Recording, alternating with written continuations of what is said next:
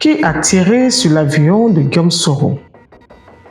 Le vendredi 29 juin 2007, des individus embusqués non loin du tarmac de l'aéroport de Bouaké ouvrent le feu sur l'avion qui transportait le Premier ministre ivoirien Guillaume Soro.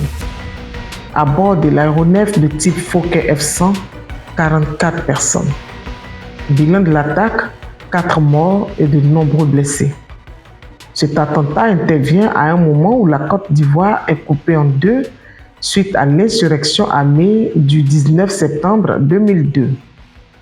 Et suite à un dialogue direct entre les deux belligérants, Laurent Gbagbo, président de la République, nomme Guillaume Soro comme son Premier ministre. Qui a tiré sur l'avion du Premier ministre? 17 ans après cette tragédie qui a failli faire basculer la Côte d'Ivoire dans une guerre civile, cette question reste toujours sans réponse. Mais Guillaume Soro, la principale cible de l'attentat, semble le savoir. Ce sont des gens qui ont été envoyés. Et je sais qu'on les a envoyés, qu'ils ont fait un repérage, qu'ils ont campé dans la brousse pendant 2-3 jours, avec nourriture, assistance et tout. Ce sont des professionnels. Qu'est-ce qui empêche alors l'ancien Premier ministre de montrer les coupables? Qu'est-ce qui empêche le Premier ministre Guillaume Soro de montrer les coupables, s'il les connaît? Pour répondre à cette question, je dirais que pour qui connaît Guillaume Soro, pour qui a cheminé avec lui, qui a même regardé son parcours, Guillaume Soro est un homme d'État. C'est un homme d'État et je pense que à ce titre-là, il ne s'élèverait pas lui-même pour montrer les coupables, s'il les connaît. Parce que pour moi, il estime qu'il était en mission d'État. Il était en mission d'État. Donc il est du rôle de l'État de mener les investigations et de publier les résultats. Ce n'est pas à lui donc de se lever et d'accuser tel ou tel, même si il les connaît, c'est à l'État de le faire. Lors de la cérémonie d'hommage aux victimes dans la cour de la primature, la dépouille du caporal Diomandé Siaka refusa de quitter les lieux. Des personnes ont vu dans ce geste une volonté du défunt de désigner son bourreau. Mais, comme dans n'importe quelle enquête policière, la première question à se poser est: qui avait intérêt à ce que Soro soit assassiné? Certains ont pointé du doigt Laurent Gbagbo, contre le régime duquel Guillaume Soro s'était insurgé. Pour eux, Gbagbo l'a attiré dans ce poste de Premier ministre pour l'abattre. Mais, au dire de Meïté Sendou, ex-porte-parole du Premier ministre, Guillaume Soro s'est rendu au palais présidentiel en sa compagnie et d'Alain Lobognon, son conseiller à la communication.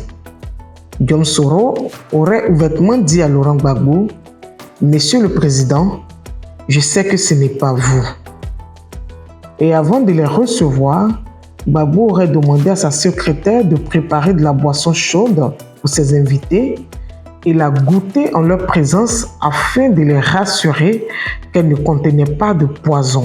Selon le magazine Jeune Afrique, on voit plutôt le coup venir du camp de la rébellion. Extrait de sa publication du 9 juillet 2007.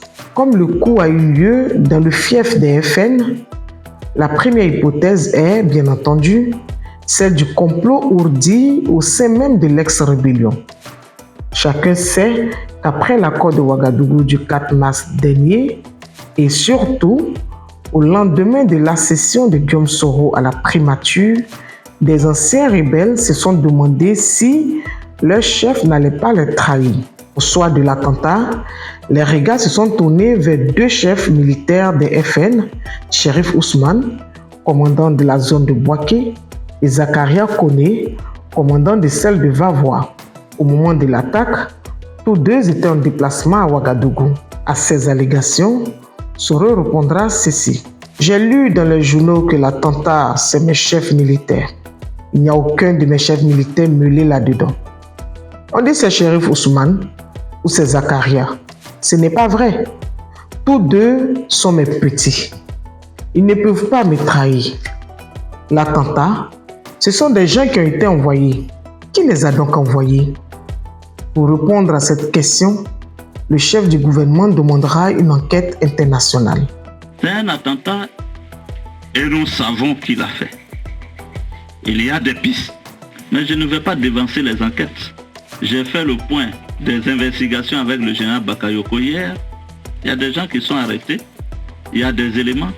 Mais vous savez, on est tellement compliqués nous les Africains. J'aurais eu la chance d'arrêter des gens avant qu'ils tirent sur l'avion. On aurait dit, ah oui, Guillaume est en train de faire de l'épuration, c'est faux, c'est même pas vrai, etc.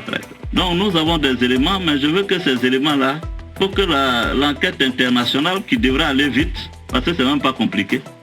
On a pris du matériel, tout ça, les lieux sont là. Donc cette enquête devrait aller vite et on devrait conclure là-dessus. Mais je veux cette enquête pour que plus jamais ça ne se reproduise en Côte d'Ivoire. J'ai engagé un processus, je irai jusqu'au bout de ce processus.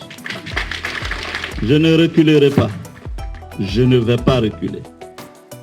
Ce qui est inquiétant, effrayant, c'est que dans ce pays, jusqu'à ce jour, personne ne pouvait imaginer qu'on pouvait tirer sur un avion civil transportant le Premier ministre. On n'avait jamais imaginé. On a pensé que les attentats, kamikazes et autres n'avaient pas encore atteint la Côte d'Ivoire. Mais on s'est rendu, se réveillant brutalement à cette réalité. C'est l'ultime escalade dans la violence. En même temps, nous étions soucieux de faire en sorte que le processus ne dérape pas. Parce que ceux qui ont perpétré l'attentat avaient pour objectif de couper et de stopper le processus de paix. Or, nous allons aller jusqu'au bout de ce processus. Aux dernières nouvelles, l'enquête fut stoppée net car elle impliquait de hautes personnalités, donc susceptibles de gripper le fragile processus de paix. Puis, nous apprendrons plus tard que les personnes interpellées pour cette affaire ont disparu. Saurons-nous la vérité un jour? Nous sommes toutefois en droit de nous poser des questions. Comment les agresseurs ont-ils pu pénétrer, creuser des tunnels et camper des jours durant dans un espace sous protection des forces impartiales ONUCI et l'ICON sans être aperçus? Comment les FAFN, si promptes à agir, ont-ils pu se laisser infiltrer? Qui leur a fourni ces armes lourdes? Pourquoi l'avion cargo des forces LICON, qui a décollé du GATL d'Abidjan quelques minutes avant le Fokker 100, s'est-il posé sur la piste prévue pour l'atterrissage du Fokker 100, obligeant l'aéronef à se rapprocher du champ de tir des assaillants? Quelle urgence y avait-il à faire redécoller l'avion endommagé le même soir et le faire rentrer à Abidjan alors que les enquêtes n'ont même pas encore démarré? Pourquoi la commémoration du 10e anniversaire de l'attaque fut-elle déplacée in extremis de Bouaké à Bergerville?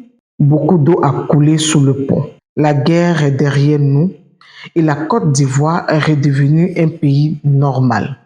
Comme je l'ai toujours souligné, la paix, la cohésion sociale, le vivre ensemble et la solidarité sont indispensables pour conduire des politiques économiques et sociales viables et efficaces. Pourquoi l'enquête de cette tragédie, qui a failli faire sombrer le pays, n'a jamais démarré depuis le retour de la normalité? Y aurait-il de bonnes et mauvaises morts?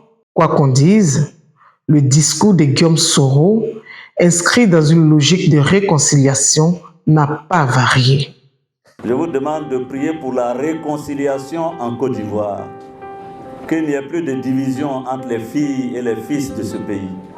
Que nous puissions nous donner la main au-delà de nos partis traditionnels. Que nous puissions regarder l'avenir ensemble. Que nous puissions travailler au développement. Que nous puissions travailler à l'épanouissement des citoyens.